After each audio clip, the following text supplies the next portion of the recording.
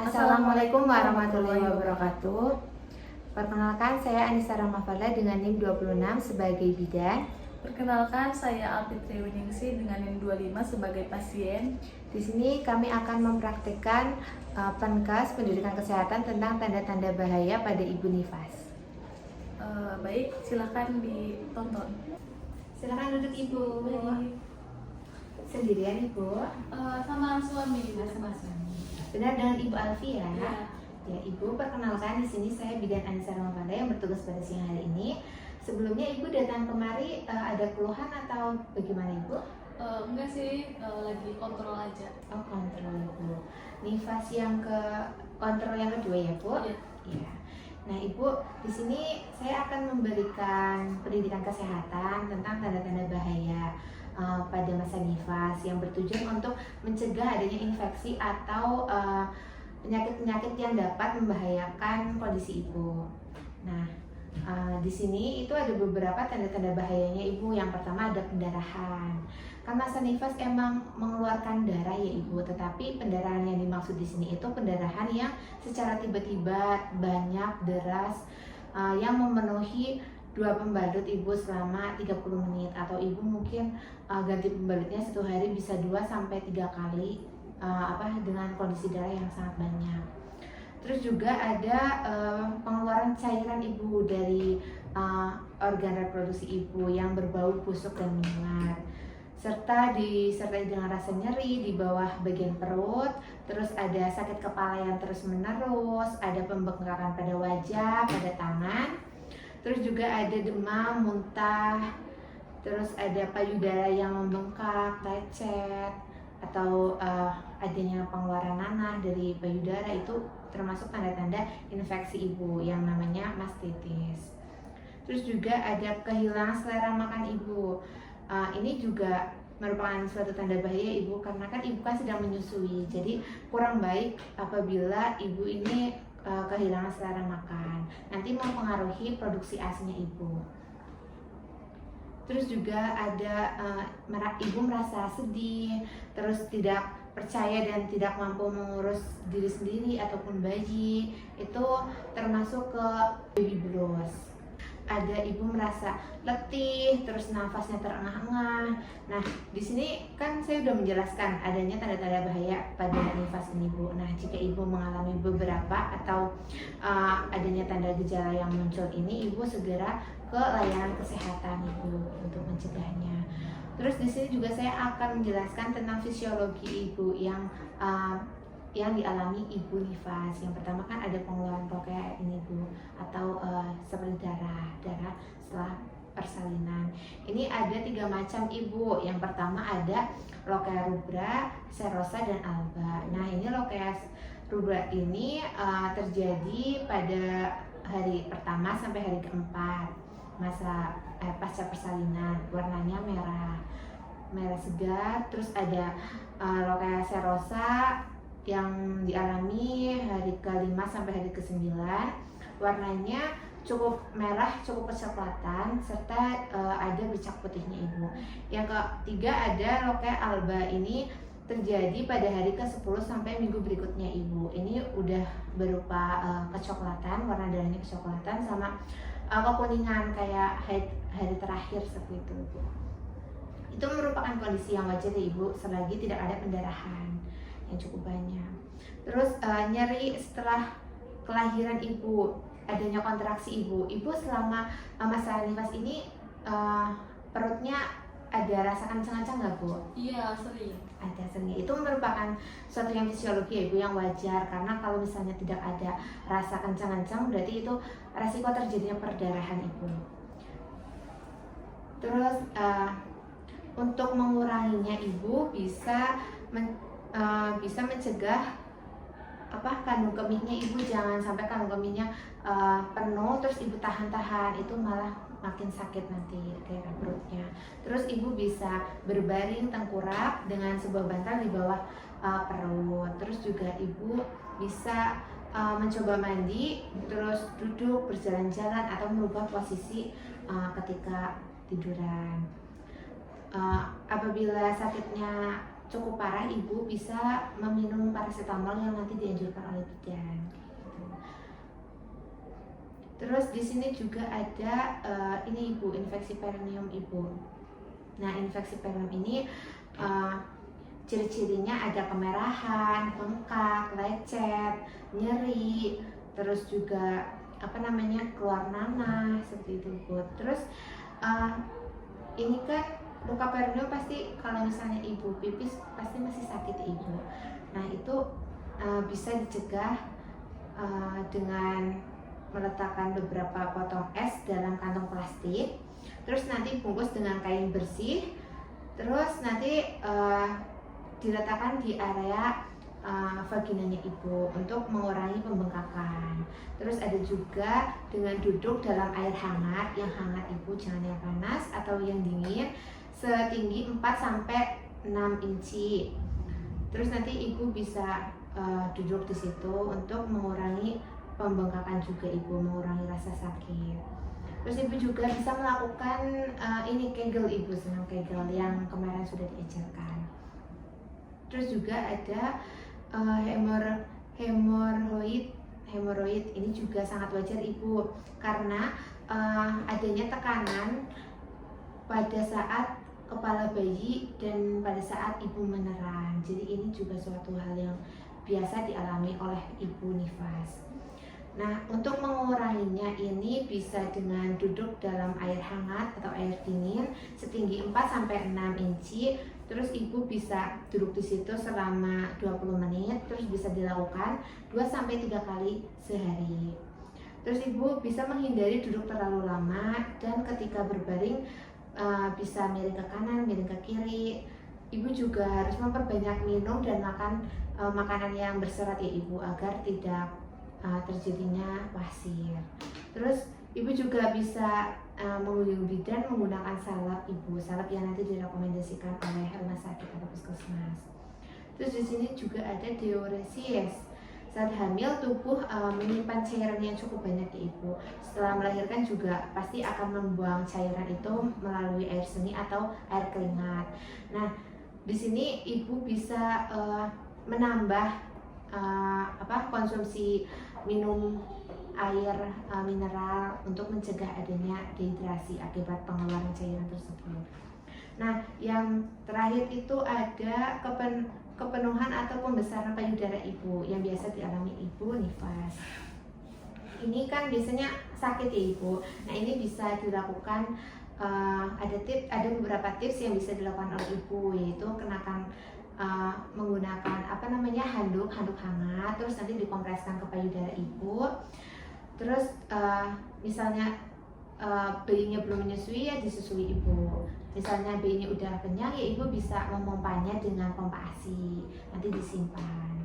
Terus ibu menggunakan bra yang nyaman, terus yang menyerap keringat juga.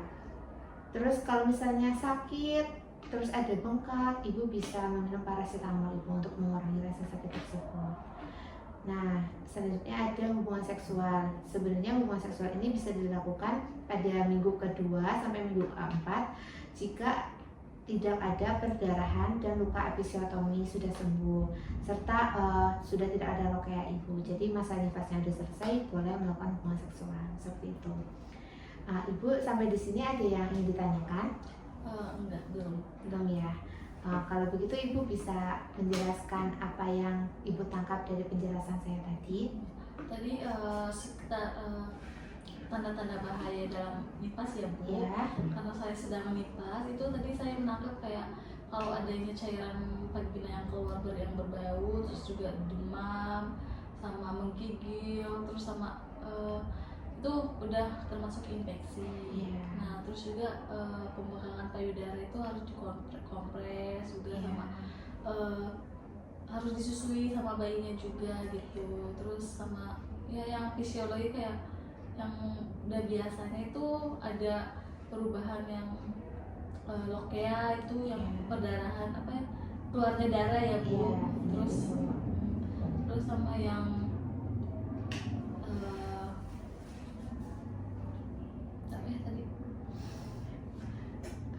perineum. Ya, sama yang itu luka perineum. Iya, luka perineum. Ya, harus dikompres juga itu kalau sakit, itu harus dibersihin juga. Ya, Takutnya saya. dijaga ya Ibu agar bagian vaginanya tidak lembat kalau misalnya buang air kecil. Ibu jika muncul tanda-tanda yang saya sebutkan tadi, tanda-tanda bahaya, Ibu bisa langsung mengunjungi puskesmas atau rumah sakit untuk mencegah adanya infeksi Ibu. Ya. Cukup Ibu? Ya, Cukup. Ya. Terima kasih ya Bu. Ada di jalan Ibu. Ya. Assalamualaikum warahmatullahi wabarakatuh. Perkenalkan, saya Alfitri Yuningsi dengan NIM 25. Di sini saya sebagai bidan. Perkenalkan, saya Anissa Ramabala dengan NIM 26 sebagai pasien. Baik, di sini saya akan membuat video tentang pendidikan kesehatan tanda-tanda bahaya kepada ibu nipas. Assalamualaikum. Waalaikumsalam. Silakan Ibu. Ya. Ini dengan Ibu Anissa benar? Iya benar Ibu. Baik Ibu, perkenalkan ya, saya Bidan Alfi yang sedang bertugas pada siang hari ini di puskesmas Ibu. Jadi gimana Ibu, apakah datang ke puskesmas ada keluhan atau bagaimana? Enggak Ibu, mau kontrol aja bernipas. Kontrol nipas ya, ini kontrol nipas yang kedua. Iya. Baik Ibu, tadi kan udah diperiksa yang kontrol nipasnya ya, kunjungannya itu hasilnya normal semua. Nah, terus di sini saya akan memberikan sedikit tentang pendidikan kesehatan, yaitu tanda-tanda bahaya pada ibu nipas. Sebelumnya Ibu tahu nggak tanda-tanda bahaya ibu nipas itu? Kurang tahu sih Bu, paling perdarahan aja. Jadi kalau begitu saya sedikit jelasin ya Bu. Di sini benar kayak ibu nipas itu adanya perdarahan, tapi itu yang normal ya Bu, yang kayak lokea, yaitu perdarahan. Lokea itu pengeluaran darah setelah persalinan. Biasanya terjadi sampai 42 minggu. Itu pengeluaran lokea itu dibagi 3, yaitu ada rubra, serosa, sama alba. Yang rubra itu perdarahan yang terjadi 1-4 hari, itu berwarnanya merah segar ya Bu. Yang serosa itu terjadi 5-9 hari, itu berwarnanya agak sedikit coklat tapi masih merah-merah gitu ya Bu. Terus alba itu terjadi selama 10 sampai minggu berikutnya. Jadi itu udah berwarna coklat yang kayak yang terakhir. Nah, di sini ada tanda-tanda bahayanya itu perdarahan. Jika ibu mengalami perdarahan yang tiba-tiba itu yang kayak sor gitu darahnya, itu udah tidak normal ya Bu. Jadi ibu harus segera menghubungi tenaga kesehatan atau langsung periksa ke puskesmas atau ke rumah sakit atau ke bidan yang terdekat ya Bu. Nah, terus ada juga pengeluaran cairan vagina. Yaitu pengeluaran cairan vagina itu yang cairan yang keluarnya itu tapi bau busuk ya Bu. Terus sama ada ditandai dengan rasa nyeri, sakit kepala, terus penglihatan yang kabur gitu, terus demam, muntah, rasa sakit sewaktu buang air kencing ya Bu, sama payudara memerah, terus kehilangan selera makan. Ibu yang tadinya kayak biasa aja makan tiba-tiba hilang selera gitu. Terus itu kayak ibu juga merasa sedih dan tidak mampu mengurus diri sendiri dan bayinya, itu biasanya perubahan hormon. Itu nggak apa-apa, tapi jika ibu mengalami yang mengganggu aktivitas ibu, itu udah masuk ke tanda-tanda bahaya ya Bu. Jadi nanti baby blues gitu. Setelah itu ada juga nyeri di fundus atau di abdomen itu nggak apa-apa, karena kan rahim itu berkontraksi. Jika rahim tidak berkontraksi, maka itu akan resiko pendarahan yang tadi saya sebutkan di awal ya Bu, yang pendarahan tiba-tiba dan banyak. Nah, cara mencegahnya itu atau mengatasi rasa nyerinya pada perut itu dengan cara cegah kandung kemihnya tidak boleh penuh ya Bu. Jadi jika pengen pipis itu langsung pipis, jangan tahan-tahan. Bisa juga ibu berbaring, terus di bawahnya tuh ditempelin bantal ya Bu. Habis itu ada juga luka perineum. Nah, luka perineum itu kan Ibu kemarin persalinan normal ya Bu? Iya, betul normal. Perineum itu jadi perineumnya kayak membuka, itu bakal kan ibu kemarin mengajar itu kan merasakan sakit. Terus jika perineumnya bengkak atau lecet itu bisa dilakukan dengan cara mengurangi rasa nyerinya itu dengan cara ibu bisa potong es yang kayak kecil-kecil, habis itu dimasukin ke dalam plastik dan dibalikin dengan kain yang bersih, habis itu ditempelin kompres aja. Habis itu duduk juga dalam air hangat setinggi 4-5 inci lah gitu, selama 20 menit dan dilakukan 2-3 kali sehari. Ibu juga bisa lakukan senam Kegel ya, kayak kalau lagi senggang itu, kalau dirinya lagi bobo bisa juga latih senam supaya perineumnya tidak sakit. Di situ ada hemoroid. Hemoroid itu kayak ambien ya Bu, jadi itu wajar karena ada tekanan pas bayinya keluar kan kepala tertekan dan meneran. Itu bisa juga diatasi dengan cara duduk dalam air hangat atau air dingin setinggi 4-6 inci juga dan dilakukan selama 20 menit.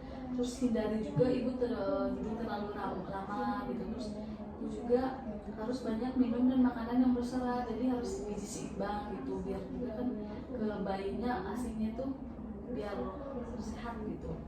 Habis itu ada juga nanti bisa juga diberikan salep oleh bidan. Habis itu ada diuresis. Diuresis ini pengeluaran cairan yang banyak, itu hak wajar ya Bu. Habis itu cara mencegahnya itu bisa juga kayak ibu tetap minum air putih yang banyak, terus habis itu mengganti pakaian 2 kali sehari ya Bu, jadi kayak mandi gitu.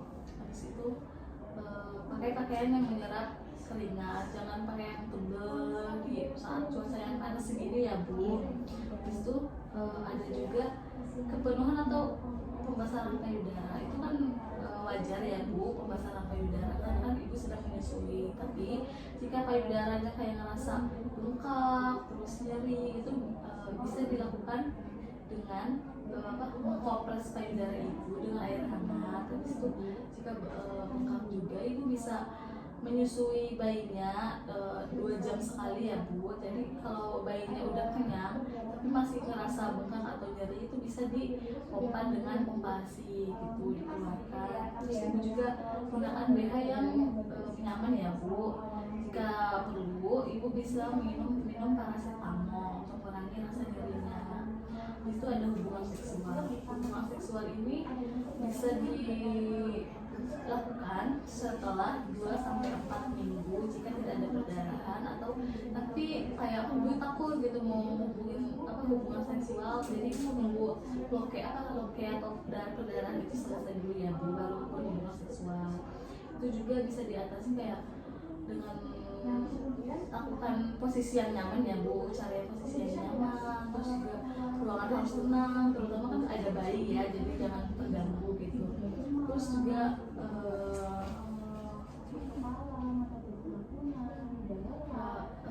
harus hati-hati ya Bu, karena kan otomatis masih nyeri ya daerah perineum kayak gitu, kayak bagiannya masih nyeri, jadi hubungannya harus hati-hati.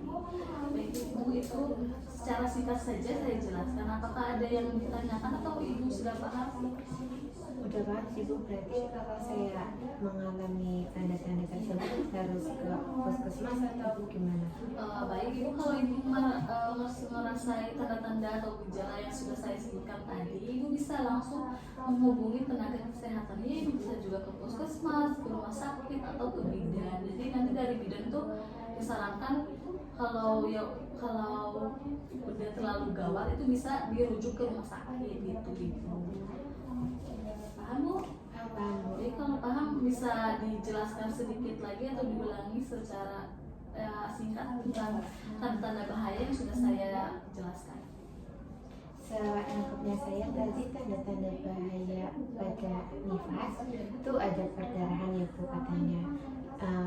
Perdarahan yang terus menerus banyak, terus ada rasa sakit, nyeri, terus rasa sakit pada payudara, pembengkakan pada wajah atau kaki, terus ada cara melakukan hubungan seksual yang benar, terus ada cara merawat luka perineum dengan mengkompres gitu, terus yang payudara ya Bu, penuaan payudara itu bisa dengan dikompres, atau kalau sakit banget bisa meminum paracetamol atau dipompa pakai kompresi seperti itu. Iya itu ya betul ya Bu, jadi Ibu sudah paham ya. Jadi nanti jika merasa gejalanya gini harus segera dihubungi tenaga kesehatan ya Bu. Iya. Baik Bu, tidak ada lagi yang ditanyakan? Cukup sih Bu. Ya, cukup baik ya Bu, yang sudah selesai ya tentang pendidikan kesehatan tanda bahayanya. Terima kasih ya Bu. Ya, sehat ya Bu. Iya. Sekian video tentang pendidikan kesehatan dari kami. Kurang lebihnya mohon maaf. Wassalamualaikum warahmatullahi wabarakatuh.